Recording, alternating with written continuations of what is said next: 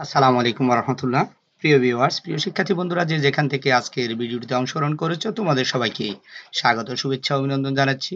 প্রিয় শিক্ষার্থী বন্ধুরা, তোমরা যারা আমার ইউটিউব চ্যানেলে দেখছো এবং পেজে দেখছো এবং আইডিতে দেখছো, সবাইকে আবারও স্বাগত, শুভেচ্ছা, অভিনন্দন। আমরা ইতিমধ্যে বিভিন্ন শিক্ষা বোর্ডের তথ্য যোগাযোগ প্রযুক্তি, আহ, নবম ও দশম শ্রেণীর যে তথ্য যোগাযোগ প্রযুক্তি রয়েছে, প্রযুক্তির যে প্রশ্নগুলো রয়েছে, নৈবিত্তিক প্রশ্নগুলো ধারাবাহিকভাবে আমরা বিভিন্ন বোর্ডের প্রশ্নগুলোকে বাছাই করে করে এগুলোর তোমাদের সাথে শেয়ার করছি। ইতিমধ্যে আমরা ৩৭টি প্রশ্ন শেয়ার করেছি, আজকে হচ্ছে ৩৮ থেকে ৪৯ পর্যন্ত এই প্রশ্ন এবং উত্তর সহ তোমাদের সাথে শেয়ার করব। দেখো এখানে সিডি, ডিভিডি এবং ফ্যান ড্রাইভ থেকে সফটওয়্যার ইনস্টল করতে গেলে কোন প্রোগ্রামটি চালু হয়? Auto run. তাহলে এটার উত্তর হবে অটো রান।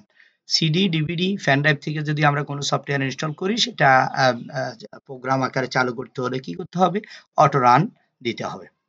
এখানে নিচের উদ্দীপকের আলোকে পরবর্তী দুটি প্রশ্নের উত্তর দাও।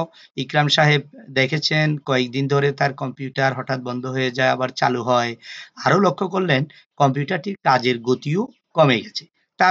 তার মনে পড়লো বন্ধুর ফ্যান ড্রাইভ থেকে একটি গান কপি করার পর থেকে এটা শুরু হয়েছে। তাহলে দেখো প্রশ্নটি, কম্পিউটারের এই অবস্থার জন্য কোনটি দায়ী হতে পারে? ভাইরাস সফটওয়্যার, সঠিক উত্তর। তারপরে ৪০ নম্বর প্রশ্ন হচ্ছে, এর ফলে ইকরাম সাহেবের কম্পিউটারে অপ্রত্যাশিত কোনো বার্তা প্রদর্শন করতে পারে, রাখা ফাইলগুলোর আকার বেড়ে যেতে পারে, মেমোরি কম দেখাতে পারে। তাহলে সঠিক উত্তর হচ্ছে তিনটি। কেমন? ১, ২, ৩, তিনটাই সঠিক উত্তর। তাহলে ৪০ নম্বর গেল প্রশ্ন। এবার হচ্ছে ৪১ নম্বর প্রশ্ন, নিচের কোনটি কম্পিউটারের জন্য ঝুঁকিপূর্ণ? স্পাইওয়্যার, এটা কম্পিউটারের জন্য খুবই ঝুঁকিপূর্ণ। টু স্টেপ ভেরিফিকেশনের জন্য মোবাইলে কি পাঠানো হয়? পাসওয়ার্ড পাঠানো হয়। ইন্টারনেট ব্রাউজারের ক্যাশ মেমোরিতে জমা হয়, কি জমা হয়? দেখো এখানে কুকিজ, ই ফাইল, টেম্পোরারি ফাইল। তাহলে ১ এবং হচ্ছে ৩ হচ্ছে সঠিক। ১ এবং ৩ হচ্ছে সঠিক উত্তর।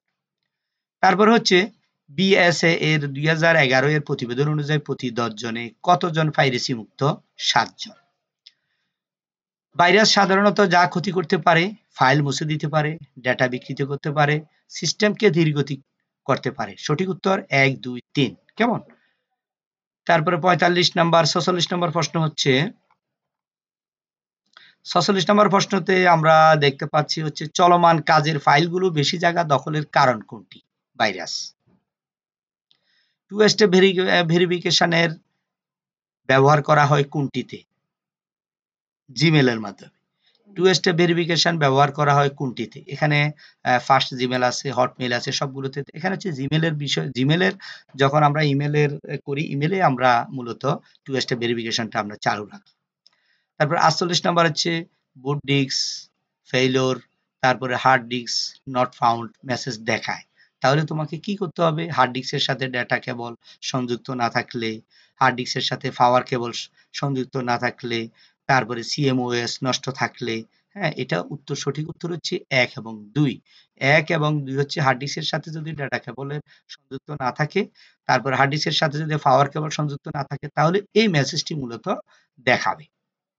তারপরে ৪৯ নম্বর প্রশ্ন হচ্ছে মাউস কাজ না করলে। মাউস কাজ কেন করবে না? দেখো পোর্ট পরিবর্তন করে দেখতে হবে, বায়োসে প্রবেশ করে মাউস ডিসেবল আছে কিনা দেখতে হবে, একটি ভালো মাউস পোর্টে লাগিয়ে দেখতে হবে। তাহলে এখানে সঠিক উত্তর কোনটি? এখানে সঠিক উত্তর হচ্ছে তিনটি। ঠিক আছে? এটা সঠিক উত্তর হবে একেবারে হচ্ছে ডি, ১, ২, ৩। এটা মাউস যদি কাজ না করে, তোমাকে এই ৩ টা বিষয় খেয়াল করতে হবে। শিক্ষার্থী বন্ধুরা, আজকে এতটুকুই। আমরা ৪৯ নাম্বার প্রশ্নটা পর্যন্ত সমাধান করলাম। পরবর্তীতে আমরা ৫০ নাম্বার থেকে আমরা যাব। কেমন? এই যে এখান থেকে। তো সে পর্যন্ত আমরা সবাই ভালো থাকি। পরবর্তী পরবর্তী ভিডিওটি দেখার জন্য আহ্বান জানিয়ে আজকে ক্লাস শেষ করলাম। ধন্যবাদ সবাইকে। আসসালামু আলাইকুম ওয়া রাহমাতুল্লাহ।